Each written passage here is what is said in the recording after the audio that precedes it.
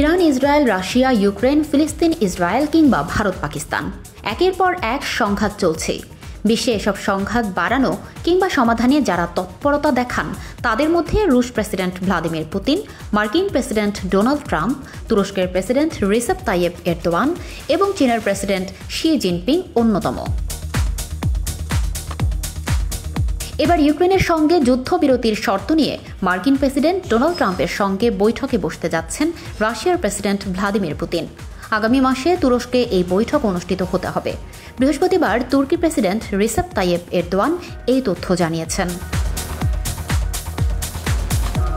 বার্তা সংস্থা রয়টার্সের প্রতিবেদনে বলা হয়েছে, নেদারল্যান্ডসের হেগে যুক্তরাষ্ট্রের নেতৃত্বাধীন সামরিক জোট ন্যাটোর শীর্ষ সম্মেলন শেষে এরদোয়ান বলেছেন, তাদের লক্ষ্য শীর্ষ নেতৃত্বের আলোচনায় সহায়তা করে ইউক্রেনে শান্তির পথ সুগম করা। এরদোয়ানকে ট্রাম্প জানিয়েছেন, পুতিন যদি তুরস্কে আসেন তাহলে তিনিও বৈঠকে যোগ দিতে আগ্রহী।